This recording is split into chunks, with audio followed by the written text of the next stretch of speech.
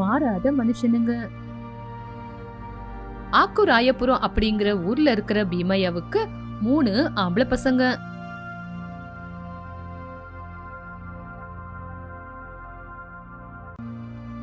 தன்னோட 3 பசங்களையும் கூப்பிட்டு, பசங்களா, எனக்கு ரொம்ப வயசாயிடுச்சு. நான் இப்போ எந்த வேலையும் செய்ய முடியாத நிலைமையில இருக்கேன். அந்த கடவுள் தயையால உங்க 3 பேரையும் கஷ்டப்பட்டு வளர்த்திருக்கிறேன். உங்க 3 பேருக்கும் கல்யாணம் கூட செஞ்சு வச்சிருக்கேன். என் கையில இருக்கிற சொத்தை உங்களுக்கு பிரிச்சு கொடுத்துட்டேன்னா என்னோட கடமை முடிஞ்சிரும் அப்படின்னு பீமையா சொன்ன உடனே அவங்களோட பெரிய பையனான கோபி, அப்பா, நம்ம கிட்ட சொத்துன்னு சொல்லிக்க எதுவுமே இல்ல. ஊருக்கு வெளியே ஒரு மாங்காய் மரம் தான் இருக்கு. இப்போ அந்த மாங்காய் பழம் மரத்தை எங்க 3 பேருக்கு நீங்க எப்படிப்பா பங்கிட்டு கொடுப்பீங்க அப்படின்னு கேட்டான். அப்பா, தயவு செஞ்சு அந்த மாங்காய் மரத்தை வெட்டி அதுல வர விறக எங்க 3 பேருக்கும் பங்கு போடாதீங்க. அந்த மாங்காய் மரத்தை வெட்டுறதா? கொஞ்சம் காலமா அந்த மாங்காய் மரம் தான் நம்மளுக்கு சாப்பாடு கொடுக்குது. அந்த மரம் கொடுக்கற பழத்தை வித்துதான் நான் உங்க 3 பேரையும் வளர்த்திருக்கிறேன். அப்படி சொல்லிக்கிட்டு இருக்கும்போது ராமையாவோட 3வது பையனான கிரி நடுவுல, அப்போ அந்த மாங்காய் மரத்தை எங்க 3 பேருக்கு எப்படிப்பா கொடுப்பீங்க அப்படின்னு கேட்ட உடனே பீமையா சின்னதா ஒரு சிரிப்பு சிரிச்சுக்கிட்டே இப்படி சொன்னாரு. ஒரு தடவை நீங்க 3 பேரும் என் கூட அந்த மாங்காய் மரத்துக்கிட்ட வாங்க. நான் உங்க 3 பேருக்கும் அந்த பழத்தை எப்படி பங்கு போடுறேன்னு பாருங்க அப்படின்னு பீமையா அந்த மரத்துக்கிட்ட 3 பேரையும் கூட்டிட்டு போனாரு. கூட்டிட்டு போய் அந்த மாங்காய் மரத்தை பார்த்தாரு. அந்த மாங்காய் மரம் முழுவதும் மாங்காய் பழங்க நிறைஞ்சிருந்துச்சு. அந்த மாங்காய் மரத்துல 3 பெரிய பெரிய கிழங்கு இருந்துச்சு. அந்த 3 கிழங்குலையும் காட்டி, இந்த மரத்துல இருக்கிற 3 கிளைய பார்த்தா அந்த கடவுள் உங்க 3 பேருக்காக தான் பங்கு போட்டிருக்காருன்னு நினைக்கிறேன். இங்க பாருங்கப்பா கோபி, இதோ இங்க கீழே இருக்குதே இந்த மாங்காய் கிளை உனக்கு வேணும். இதோ நடுவுல காய்ச்சிருக்கே இந்த கிளை தான் உனக்கு. இன்னும் 3வதா இடது பக்கம் இருக்கிற கிளை சின்னவனுக்கு. இப்படி பீமையா தன்னோட 3 பசங்களுக்கு அந்த மரத்தை 3 பங்கா போட்டு கொடுத்தாரு. அந்த வருஷம் அவங்கவுங்க கிளையில காய்ச்சிருக்கிற மாங்காவை 3 பேரும் கொண்டு போய் மார்க்கெட்ல வித்தாங்க. இப்படி நாட்கள் போச்சு. கொஞ்ச நாள்லயே பீமையா இறந்துட்டாரு. இப்படி அண்ணன் தம்பிங்க எந்த சண்டை சச்சரவும் இல்லாம ஒத்துமையா அவங்கவுங்க கிளையில வளர்ந்த மாங்காய் பழத்தை கொண்டு போய் வித்து பணத்தை சம்பாதிச்சாங்க. இப்படி இருக்கும்போது ஒரு நாள் மாங்காய் மரத்துல மாங்காய் பழங்க நிறையவே விளைஞ்சிருந்துச்சு. அப்போ தம்பி அண்ணனுங்க கிட்ட வந்து, அண்ணன், நம்ம மாங்காய் மரத்துல நிறைய பழங்கள் காய்ச்சிருக்கு, போய் பெருக்கலாம் வாங்க அப்படின்னு கேட்டா. அப்பா அவங்க 2 பேரும், தம்பி, எங்க 2 பேருக்கும் வெளியில கொஞ்சம் வேலை இருக்கு, அதனால நீ போய் உன் கிளையில இருக்கிற மாங்காய் பழத்தை பிரிச்சுக்கோ. ஐயோ அண்ணன், நம்ம எப்பவுமே இப்படி பிரிச்சதே இல்ல, இப்போ எப்படிங்கண்ணே? இங்க பாரு கிரி, எங்களுக்கு தெரியும் உனக்கு பண தேவை அதிகமா இருக்கு அப்படின்னு. ஒன்னும் பிரச்சனை இல்ல, நீ போய் பறிச்சுக்கோ அப்படின்னு சொன்ன உடனே கிரி போய் அவனோட மாங்காய் கிளையில இருக்கிற மாங்காய் பழத்தை பறிச்சுக்கிட்டு இருந்தான். அப்ப அந்த வழியா ஒரு சுவாமிஜி அவன் கிட்ட நடந்து வந்தாங்க. அப்பா, நான் இன்னைக்குதான் இங்க பக்கத்துல ஒரு குடிசைய போட்டிருக்கேன். கொஞ்ச நாள் இதே இடத்துல தான் இருக்க போறோம். உன்னோட மரத்துல நிறைய மாங்காய் பழங்க காய்ச்சிருக்குது. நாங்க இங்கதான் குடிசை போட்டு நானும் என்னோட சிசிரிங்களும் இருக்கிறோம். அதனால எங்களுக்கு சாப்பிடுறதுக்கு கொஞ்சம் பழங்களை கொடுத்தனா நாங்க வயிறு நிறைச்சுக்குவோம். அப்போ கிரி, ஐயோ நீங்க பெரியவங்க, இதெல்லாம் என்கிட்ட கேட்கணுமா? இந்த 2 கிளையில இருக்கிற மாங்காய் பழம் என்னோட அண்ணங்களது. இதோ இந்த கிளையில இருக்கிறது தான் என்னோட பழம். இதுல உங்களுக்கு என்ன வேணுமோ பிரிச்சு சாப்பிடுங்க அப்படின்னு கிரி சொன்ன உடனே சுவாமிஜிக்கு எதுவுமே புரியல. அது என்ன, ஒரே மரத்தை 3 பேரும் எப்படி பங்கு போட்டிருக்கீங்க அப்படின்னு சுவாமிஜி கேட்ட உடனே கிரி அவங்க அப்பா அந்த மரத்தை பங்கு போட்ட விஷயத்த பத்தி சொன்னா. சுவாமிஜி சந்தோஷப்பட்டாரு. இப்படி சுவாமிஜி கொஞ்சம் பழங்களை எடுத்துக்கிட்டு போனாரு. இப்படி கொஞ்ச நாளுக்கு அப்புறம் மறுபடியும் சுவாமிஜி அந்த மரத்துக்கிட்ட வந்தாரு. கோபி வேணு 2 பேரும் அவங்க கிளையில இருக்கிற மாங்காய் பழத்தை பிரிச்சுக்கிட்டு இருந்தாங்க. சுவாமிஜி அவங்க கிட்ட போய் பழத்தை கேட்ட. ஐயோ சுவாமிஜி, நீங்க கேட்கணுமா? இதோ இந்த கிளையில இருக்கிற பழத்தை பிரிச்சுக்கிட்டு போங்க அப்படின்னு சொன்ன உடனே அப்போ வேணு, சுவாமிஜி, இதோ எடுத்துக்குங்க. நீங்க கொஞ்ச நாள் இங்கே இருக்கிறேன் அப்படின்னு சொன்னீங்கல்ல, உங்களுக்கு எவ்வளவு பழம் வேணுமோ அவ்வளவு எடுத்துட்டு போங்க அப்படின்னு வேணு அவனோட கிளைய காட்டுனான். இப்படி சுவாமிஜி அவங்க 3 பேரும் ஒத்துமையா இருக்கிறது பார்த்து சந்தோஷப்பட்டாரு. அதுக்கப்புறம் தேவையான பழங்களை பிரிச்சுக்கிட்டு போனாரு. இப்படி ஒரு நாள் அவங்க 3 பேரும் சந்தையில பழங்களை வித்துக்கிட்டு காசை எடுத்துட்டு வீட்டுக்கு வரும்போது வழியில அந்த சுவாமிஜிய பார்த்தாங்க. அவங்க 3 பேரும் சுவாமிஜிய பார்த்து கையெடுத்து கும்பிட்டாங்க. அப்போ சுவாமிஜி, இங்க பாருங்கப்பா, நீங்க 3 பேரும் இவ்வளவு ஒத்துமையா இருக்கிறது பார்த்து எனக்கு சந்தோஷமா இருக்கு. நீங்க 3 பேரும் எனக்கும் என்னோட சிஷ்யருங்களுக்கும் பசிய தீர்த்திருக்கீங்க. அதனால உங்க 3 பேருக்கும் நான் ஏதாவது செய்யணும்னு ஆசைப்படுறேன். இதுல பெரியவன் முதல்ல முன்னாடி வா. அப்படி கூப்பிட்ட உடனே கோபி முன்னாடி வந்தான். அப்ப உடனே சுவாமிஜி அவரோட மந்திர சக்தினால கோபி அங்கிருந்து மாயமாக்கி கடலுக்கிட்ட கூட்டிட்டு போனாரு. இங்க பாருப்பா கோபி, இந்த சமுத்திரத்துல இருக்கிற தண்ணி உப்பு கக்கும். இந்த சமுத்திர தண்ணி உனக்கு எப்படி உபயோகப்படும் அப்படின்னு நீ கேட்டா அதே மாதிரி நான் செஞ்சு தரேன் அப்படின்னு சொன்ன உடனே கோபி ரொம்ப சந்தோஷப்பட்டுக்கிட்டு, சுவாமி, இந்த உப்பு தண்ணி எதுக்குமே உபயோகப்படாது. ஆனா இதுல இருந்து எடுக்கிற உப்பு தங்கமா மாறணும் அப்படின்னு கேட்டா. அப்படி கேட்ட உடனே சுவாமிஜி, சரிப்பா, இப்பத்துல இருந்து இந்த கடல் தண்ணில இருந்து நீ எடுக்கிற உப்பு அப்படியே தங்கமா மாறட்டும் அப்படின்னு சொன்னாரு. அதுக்கப்புறம் சுவாமிஜி வேணுவை கூட்டிக்கிட்டு பறவைங்க இருக்கிற கூட்டத்துக்கிட்ட கூட்டிட்டு போனாரு.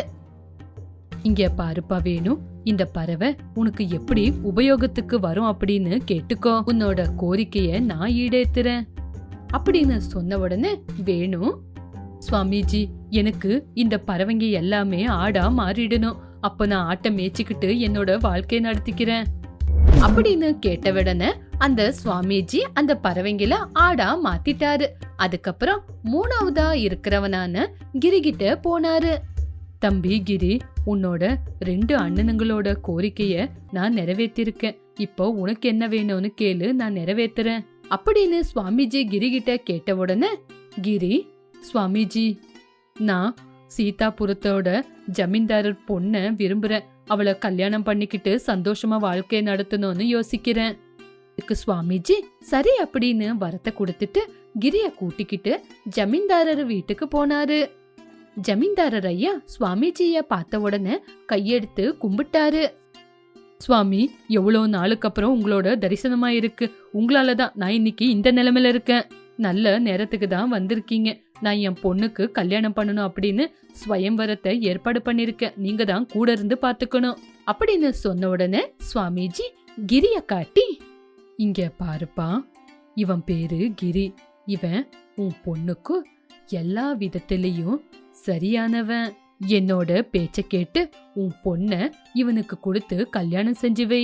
உன் பொண்ணுக்கு எந்த கஷ்டமும் வராத மாதிரி இவன் ரொம்ப நல்லபடியா பாத்துக்குவான் அப்படின்னு சொன்ன உடனே ஜமீன்தாரர் ஐயா, ஐயோ சுவாமிஜி, நீங்க சொன்னதுக்கு அப்புறம் நான் முடியாதுன்னு சொல்லுவேனா? இப்படி ஜமீன்தாரர் ஐயா கிரிக்கு தன்னோட பொண்ணை கொடுத்து கல்யாணம் செஞ்சாரு. இங்க பாருப்பா கிரி, எங்களுக்கு ஒரு முறை இருக்கு. கல்யாணமாயி 6 மாசம் காட்டுக்குள்ளேயே இருந்து அங்கே குடிசை போட்டுக்கிட்டு அங்கே கிடைக்கிறத சாப்பிட்டுக்கிட்டு வாழணும். இப்படி ஜமீன்தாரர் ஐயா அவங்களோட முறைய பத்தி சொன்ன உடனே கிரி கூட தன்னோட பொண்டாட்டிய கூட்டிக்கிட்டு காட்டுக்கு போயிட்டான். அதுக்கப்புறம் பெரியவனான கோபி கடல்ல இருந்து எடுத்த உப்பு தங்கமா மாறிடுச்சு. அத கொண்டு போய் வித்து காசை சம்பாதிச்சு சந்தோஷமா இருந்தான். இப்படி வேணு கூட ஆடுங்களை வளர்த்துக்கிட்டு வித்துக்கிட்டு அவனும் கூட பெரிய பணக்காரனானா. இப்போ சின்னவன் மட்டும் காட்டுக்குள்ள இருந்துகிட்டு அங்க கிடைக்கிறத சாப்பிட்டுக்கிட்டு இருந்தான். இப்படி இருக்கும்போது ஒரு நாள் சுவாமிஜி யாருக்கு வரம் கொடுத்தாரோ அவங்க எப்படி இருக்காங்கன்னு தெரிஞ்சுக்கிறதுக்காக மாறு வேஷத்துல மாறி, ஐயா, ரொம்ப பசி எடுக்குது, சாப்பிட ஏதாவது இருந்தா குடுங்க ஐயா அப்படின்னு கேட்ட உடனே கிரி அவரு மேல இருந்து வர வாசனைக்காக, சிச்சி, ஆமா, நீங்க குளிச்சு எத்தனை நாளாச்சு? உங்களை யாரு இங்க விட்டது? யாரங்க இவரை வெளியே அனுப்புங்க தன்னோட ஆளுங்களுக்கு சொன்ன உடனே அவங்க சுவாமிஜி கழுத்தை பிடிச்சி வெளியே தள்ளுனாங்க. அப்போ சுவாமிஜி, பணத்தை பார்த்த உடனே மனுஷங்க மாறிடுறாங்க. கஷ்டத்துல இருக்கிறவங்களுக்கு செய்யாத பணம் இனிமே உனக்கு தேவையில்லை அப்படின்னு கோபிக்கு கொடுத்த வரத்தை திரும்பி வாங்கிக்கிட்டாரு. அதுக்கப்புறம் வேணுகிட்ட வந்தாரு. ஏய், யாருப்பா நீ? இந்த பக்கம் எதுக்காக வர? நீயும் உன் துணியும் பிச்சைக்காரங்க எல்லாம் இப்போ அதிகமாயிட்டாங்க அப்படின்னு திட்டின உடனே சுவாமிஜிக்கு கோவம் வந்து உடனே அந்த ஆடுங்களெல்லாம் பறவையா மாத்திட்டாரு. இப்படி சுவாமிஜி சின்னவனான கிரிய பார்க்க போனாரு. இங்க பாருப்பா, நான் ரொம்ப தூரத்துல இருந்து வரேன், சாப்பிட ஏதாவது இருந்தா கொடுப்பா அப்படின்னு கேட்டாரு. அப்போ கிரி, சுவாமி, நான் காட்டுல கிடைக்கிறத பிரிச்சு சாப்பிடுறேன், என்கிட்ட பழம் தவிர எதுவுமே இல்ல, இந்த பழத்தை கொடுக்கறேன், சாப்பிடுறீங்களா? இப்படி கிரி பழத்தை சுவாமிஜிக்கு கொடுத்தான். உடனே சுவாமிஜி அந்த பழத்தை வாங்கிக்கிட்டு தன்னோட சுவாமிஜி ரூபத்துக்கு வந்தாரு. கிரி, நீ கொடுத்த பழத்தை நான் சாப்பிட்டுட்டேன், உன்னோட வேண்டுதல் நிறைவேறினாலும் நீ மாறவே இல்ல, இனிமே உன் வாழ்க்கையிடி அஷ்ட ஐஸ்வர்யங்களோட சந்தோஷமா வாழணும் அப்படின்னு சுவாமிஜி ஆசீர்வாதம் பண்ணி அங்கிருந்து கிளம்பி போயிட்டாரு. இதுதான் இன்னையோட கதை. மறுபடியும் ஒரு நல்ல கதையோட மீண்டும் சந்திக்கலாம். அயோத்தியாபுரம் அப்படிங்கிற கிராமத்துல ராமையா சாஸ்திரி அப்படின்னு பாட்டு வாத்தியாரு இருந்தாரு. அவருன்னா அந்த ஊர்ல இருக்கிறவங்களுக்கு அவரை பார்த்தா ரொம்பவே கௌரவம். ராமையா சாஸ்திரி அவரோட வீட்ல எத்தனையோ பேருக்கு சங்கீதத்தை சொல்லி கொடுத்துக்கிட்டு இருந்தாரு. ஐயா சாஸ்திரி, வீட்ல இருக்கீங்களா ஐயா அப்படின்னு கிரி ராமையா சாஸ்திரிய வாசல்ல நின்னு கூப்பிட்டுக்கிட்டு இருந்தாரு. அவரோட குரலை கேட்டு ராமையா சாஸ்திரி வீட்டுக்குள்ள இருந்து வெளியே வரும்போது, யாரு? ஓ கிரி, நீங்களா? வாங்க வாங்க, உள்ள வந்து உக்காருது. ஐயா, என்னங்க ஐயா, நான் வந்து உங்க வீட்டுக்குள்ள எப்படி உக்காருது? உங்க தகுதி என்ன, என் தகுதி என்ன? தகுதியா? அப்படின்னா என்ன கிரி அப்படின்னு கேட்டாரு ராமையா சாஸ்திரி. அந்த வார்த்தையை கேட்டு கிரி என்ன சொல்றதுன்னு தெரியாம தலை குனிஞ்சு நின்னா. அப்போ ராமையா சாஸ்திரி சிரிச்சுக்கிட்டே, கிரி, தகுதி அப்படிங்கிறது ஆளை பார்த்து பணத்தை பார்த்து வர்றது இல்ல, அது மனசு பார்த்து வர்றது. எல்லாரோட உங்களோட மனசு நல்ல மனசு, 4 பேருக்கு உதவி செய்யற மனசு, உங்க மனசுதான் எல்லாரோட பெருசு. சாஸ்திரி பேசிக்கிட்டு இருக்கும்போது கிரி சாஸ்திரி பேசுறத கேட்டுக்கிட்டே நின்னுகிட்டு இருந்தாரு. கேட்டது போதும், முதல்ல வீட்டுக்குள்ள வாங்க அப்படி சொல்லி ராமையா சாஸ்திரி கிரிய வீட்டுக்குள்ள கூட்டிட்டு போனாரு. கிரி சாஸ்திரி வீட்டுக்குள்ள போய் அங்க இருக்கிற சேர் மேல உக்காந்தப்போ சாஸ்திரியோட பொண்டாட்டி சாவித்திரமா தண்ணி கொண்டு வந்து கொடுத்தாங்க. கிரி, உங்க பொண்டாட்டி சுஷீலா நல்லா இருக்காங்களா? நல்லா இருக்காமா. சொல்லுங்க கிரி, என்ன விஷயமா வந்தீங்க? ஆமா, உங்க பையன் எங்க? இன்னைக்கு சங்கீத கிளாஸுக்கும் வரவே இல்ல அப்படின்னு சாஸ்திரி கேட்ட உடனே கிரி, சாஸ்திரி ஐயா, அவன் கொஞ்சம் லேட்டா வருவான். அப்படியா? அவன் கொஞ்சம் லேட்டா வரான் அப்படின்னா நீ எதனால சீக்கிரமா வந்த? அப்படி கேட்ட உடனே கிரி கொஞ்சம் தயங்கிக்கிட்டு இருந்தாரு. அத பார்த்த ராமையா சாஸ்திரி, என்ன கிரி சும்மா உட்காந்துருக்க, ஏதாவது பிரச்சனையா? காசு ஏதாவது வேணுமா அப்படின்னு சாஸ்திரி கேட்ட உடனே கிரி, ஐயோ அந்த மாதிரி எல்லாம் ஒண்ணு இல்லைங்கய்யா. அப்புறம் வந்த விஷயம்தான் என்ன கிரி? இப்படி கிரி தயங்கிக்கிட்டு அவரோட ஜோபுல இருந்து கொஞ்சம் காசு எடுத்து ராமையா சாஸ்திரி கிட்ட கொடுத்துட்டு, ஐயா நீங்க தயங்காதீங்க ஐயா, இந்த காசை வச்சுக்கோங்க அப்படின்னு சொன்ன உடனே சாஸ்திரிக்கு என்ன பண்ணணும்னே தோணல. இது என்ன காசு? இந்த காசை நான் எதுக்கு வாங்கணும்? என்ன கிரி? ஐயா, நீங்க எவ்வளவோ காலமா என் பையனுக்கு சங்கீத கிளாஸ சொல்லி கொடுத்துக்கிட்டு இருக்கீங்க. இவ்வளோ காலமா நீங்க 1 ரூபா கூட காசு வாங்கவே இல்ல. இன்னைக்கு இந்த காசை குருதட்சணையா தயவு செஞ்சு வாங்கிக்குங்க ஐயா. இப்படி கிரி சாஸ்திரி ஐயாவை பார்த்து சொல்லிக்கிட்டு இருந்தாரு. அப்போ சாஸ்திரி ஐயா சிரிச்சுக்கிட்டு, கிரி, இந்த காசை எனக்கு கொடுத்துட்டு நான் சங்கீதத்தை விக்கிறவன் அப்படின்னு நினைச்சிருக்கியா? ஐயோ ஐயா, என்னோட நோக்கம் அது இல்லைங்க ஐயா. உன்னோட நோக்கம் எதுவாவே இருக்கட்டும் கிரி, நான் இவ்வளோ நாளா எனக்கு தெரிஞ்ச இந்த சங்கீதத்தை 10 பேருக்கு சொல்லி கொடுக்கலான்னு மட்டும்தான் நான் இந்த பாட்டை சொல்லி கொடுக்கறேன். அதை தவிர காசுக்காகவோ பணத்துக்காகவோ இல்ல கிரி. நீ இந்த காசை எனக்கு கொடுத்து நான் இந்த சங்கீதத்தை விக்கிறவனா என்ன ஆக்கிடாத கிரி. ஐயா சாஸ்திரி ஐயா, என்ன மன்னிச்சிடுங்க, என்ன தப்பா நினைக்காதீங்க. நான் அந்த நோக்கத்தோட குடுக்கல, இவ்வளோ நாள நீங்க சொல்லி கொடுத்தீங்கன்னு தான் கொடுத்தேன். இப்படி கிரி கூட தான் செஞ்ச காரியம் தப்புன்னு உணர்ந்தாரு. அப்போ சாஸ்திரி, கிரி, இந்த காசை படிக்கிறதுக்கு கஷ்டத்துல இருப்பாங்கல்ல அவங்களுக்கு கொடு, அப்ப அவங்களுக்கு நீ உதவி செஞ்ச மாதிரி இருக்கும் அப்படின்னு சொன்னாரு. அப்படி சொல்லி சாஸ்திரி கிரிய அனுப்பி வச்சாரு. இது எல்லாத்தையும் தூரத்துல இருந்து பாத்துக்கிட்டு இருந்த சாஸ்திரியோட மகனான வேணு பாத்துக்கிட்டு இருந்தான். வேணு, பசங்க வர நேரம் ஆயிடுச்சு, எல்லாத்தையுமே ரெடி பண்ணி வை. சரிங்கப்பா. இப்படி வேணு அப்பா சொன்ன உடனே சங்கீத கிளாஸுக்கு தேவையான எல்லா பொருள்களையும் எடுத்து வச்சாரு. எல்லா பசங்களும் வந்து சங்கீத கிளாஸுக்கு உக்காந்தாங்க. அதுல ராமையா சாஸ்திரிக்கு ஆதி அப்படிங்கிற ஒரு ஸ்டூடெண்ட்னா ரொம்ப பிடிக்கும். தம்பி ஆதி, இன்னைக்கு நீ உன்னோட சங்கீதத்துல ஒரு நல்ல ராகத்தை நான் சொல்ற மாதிரி சொல்லு பாக்கலாம். சரிங்கய்யா. அப்படி சொன்ன உடனே ஆதி எந்திரிச்சு அவனோட நல்ல குரல்ல நல்ல பாட்ட பாடுனா. அத கேட்ட சாஸ்திரி ரொம்பவே சந்தோஷப்பட்டாரு. ஆஹா, எவ்வளோ ரம்யமா பாடின ஆதி.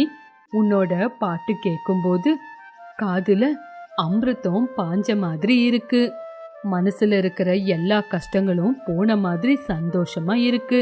வேணு, எங்க நீயும் ஒரு தடவை பாடி காட்டு. இப்படி சாஸ்திரி வேணுகிட்ட சொன்ன உடனே வேணு எந்திரிச்சு அவனும் அழகா பாட ஆரம்பிச்சா. அவன் பாடினதுக்கு அப்புறம் சாஸ்திரி அவனை பார்த்து, வேணு, நீ இன்னும் நல்லா பாடணும். தாளத்தை நீ சரியாவே போடல. ஆதிய பாத்தியா, தாளத்தை சரியா கேட்டுக்கிட்டு சரியா போட்டான். நீ இன்னும் கொஞ்சம் கத்துக்கணும். சரிங்கய்யா அப்படின்னு வேணு சொன்ன உடனே ஆதி சிரிச்சுக்கிட்டே இருந்தான்.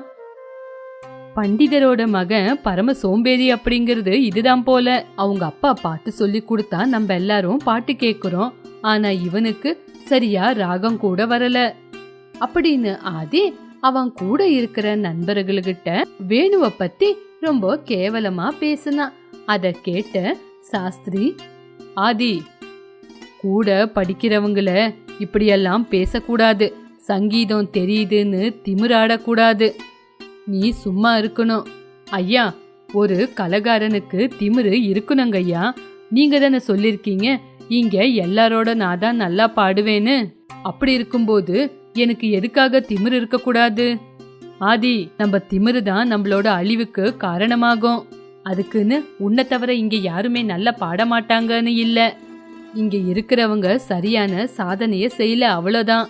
எதுவா இருந்தாலும் செஞ்சுக்கிட்டு இருந்தாதான் சாதனை செய்ய முடியும். அப்படின்னா பிராக்டிஸ் பண்ணிக்கிட்டே இருந்தா யாரா இருந்தாலும் உயர்ந்த இடத்துக்கு போவாங்க. இப்படி ராமையா சாஸ்திரி சொல்லிக்கிட்டு இருக்கும்போது ஆதி திமிரோட, சும்மா இருங்க ஐயா, கேக்குறவங்க இருந்தா உங்கள மாதிரி ஜனங்க என்ன வேணா சொல்லுவாங்க. இவங்க கூட தானே எனக்கும் சொல்லி கொடுக்கறீங்க.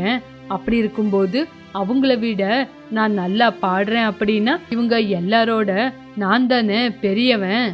இப்படி ஆதி ரொம்ப திமிரா பேசிக்கிட்டு இருந்தா. அப்போ ராமைய சாஸ்திரி, சரி, இங்க உன்னை விட யாருமே நல்லா பாட மாட்டேங்கிறாங்கன்னு தானே யோசிக்கிற. நினைக்கிறது மட்டும் இல்லைங்கய்யா, இதுதான் உண்மை. சரி, இது உண்மையா இல்லையான்னு நம்மளே ஒரு போட்டி வச்சு பாத்துக்கலாமா? என்னது, இவங்க எனக்கு போட்டியா? சரிங்க ஐயா, இந்த கூட்டத்துல நான் யாரு கூட போட்டா போட்டி போடணும்னு நீங்களே சொல்லிடுங்களேன். நான் சொல்ல மாட்டேன் ஆதி. நீயே இந்த கூட்டத்துல உன்னை விட யாரு நல்லா பாடுவாங்களோ அவங்கள நீயே தேர்ந்தெடுத்துக்கோ. அவங்க கூட தான் உனக்கு போட்டா போட்டி அப்படின்னு சொன்ன உடனே ஆதி சிரிச்சுக்கிட்டே, என்னது, இவங்க கூட எனக்கு போட்டியா? ரொம்ப கெட்டதா பாடுறவங்க கூட எனக்கு போட்டியா? நீங்க என்ன இவங்க கூட சேர்த்து வச்சு ரொம்ப கேவலமா பாக்குறீங்க. இதுல உனக்கு தானே நல்லது அப்படின்னு சாஸ்திரி சொன்ன உடனே அப்போ ஆதி எல்லாரையும் பார்த்துட்டு அதுக்கப்புறமா ஆதியவே பார்த்துக்கிட்டு இருந்தான். ஐயா, நான் வேணு கூட போட்டா போட்டி போடுறேன். ஓ, அப்படியா? நல்ல முடிவு தான் எடுத்திருக்க. இன்னும் ஒரு வாரத்துல இங்கேயே உங்களுக்கு போட்டியா ஆரம்பிக்கிறேன் அப்படின்னு சொன்னாரு. அப்போ ஆதி, ஐயா, எனக்கு இதுலயே ஒரு சந்தேகம் வந்திருக்கு. சந்தேகமா? என்ன அது? ஒன்னிலங்க ஐயா, வேணு உங்க மகன் இல்ல. இந்த ஒரு வாரத்துல என்ன தோக்கடிக்க அவனுக்கு தகுதி இருக்கான்னு நீங்க பாக்கணும்ல. ஓஹோ, அப்படியா? அப்படின்னா நீங்க இந்த ஒரு வாரம் நம்ம ஊரு எல்லையிலேயே சங்கீதத்தை கத்துக்குங்க. அதுக்கப்புறம் நீங்களாவே வந்து இந்த போட்டியில உங்க பேரை சொல்லி கலந்துக்கணும் அப்படின்னு சொன்னாரு. அத கேட்ட ஆதி ரொம்பவே சந்தோஷப்பட்டுக்கிட்டு, ஐயா இப்ப நான் இந்த போட்டிக்கு தயாரா இருக்கேன் அப்படி சொல்லி ஆதி ரொம்ப திமிரா எந்திரிச்சு போனான். அதுக்கப்புறம் வேணு சாஸ்திரி அவங்க கிட்ட படிக்கிற பசங்களை வீட்டுக்கு அனுப்பி வச்சாங்க. வேணு கொஞ்சம் பயந்துகிட்டே தன்னோட அப்பாவான சாஸ்திரி கிட்ட போய், அப்பா நான் இந்த போட்டியில ஜெயிப்பனாப்பா. நீ ஜெயிக்கிறதும் ஜெயிக்காததும் நீ செய்யற சாதனைல தான் இருக்கு. இன்னில இருந்து நீ சரியா சாதனை பண்றதுக்கு ஆரம்பி. அதுக்கப்புறம் எல்லாத்தையும் அந்த காலமே தீர்மானம் பண்ணும் அப்படி சொல்லி சாஸ்திரி அவங்க பையனை கோயிலுக்கு அனுப்பி வச்சாங்க. இப்படி அன்னையில இருந்து அவங்க 2 பேரும் அந்த கோயிலே இருந்துகிட்டு சாதனை பண்ணிக்கிட்டு இருந்தாங்க. ஆதி வேணுவ தனக்கு போட்டியா இருக்கிறவனா நினைக்கவே இல்ல. ஆதி, அந்த வேணு எவ்வளோ பிராக்டிஸ் பண்றான், நீ என்னடா சாப்பிட்டு சாப்பிட்டு நல்லா படுத்து தூங்கிக்கிட்டு இருக்க. டேய், அவன் என்னடா எனக்கு போட்டி, அவனுக்காக நான் ஒவ்வொரு நாளும் பிராக்டிஸ் பண்ணணுமா? வேணும்னா பாத்துக்கிட்டு வெற்றி எனக்கு தான் அப்படின்னு திமிரா சொன்னா ஆதி. வேணு மட்டும் நிரந்தரமா சாதனை பண்ணிக்கிட்டே இருந்தா. இப்படி கொஞ்ச நாள் ஆச்சு. 2 பேரும் சாஸ்திரி வீட்டுக்கு வந்தாங்க. இந்த விஷயம் தெரிஞ்ச ஊரு ஜனங்க எல்லாருமே அந்த போட்டிய பார்க்க வந்தாங்க. இப்படி போட்டிய ஆரம்பிச்சாங்க. ஆதி ரொம்ப நல்லா பாடிக்கிட்டு இருந்தான். வேணு கூட ஆதி மாதிரியே நல்லா பாடிக்கிட்டு இருந்தான். இவங்க 2 பேரும் இப்படி பாடிக்கிட்டு இருக்கும்போது ஊரு ஜனங்க எல்லாமே அவங்க 2 பேரையும் பார்த்துக்கிட்டே இருந்தாங்க. அப்போ பாடும்போது ஆதியோட தொண்டை காஞ்சி போய் அவனுக்கு பாடவே வரல. ஆனா வேணு மட்டும் பாடிக்கிட்டே இருந்தான். இப்படி வேணு ஆதிய தோக்கடிச்சிட்டான். அப்போ சாஸ்திரி ஆதிய பார்த்து, இங்க பாரு ஆதி, நீ தலை குனிஞ்சு நிக்கிற தப்பு செய்யல பாத்தியா? சாதனை பண்ணிக்கிட்டே இருந்தா யாரா இருந்தாலும் உயர்ந்த இடத்துக்கு போலாம்.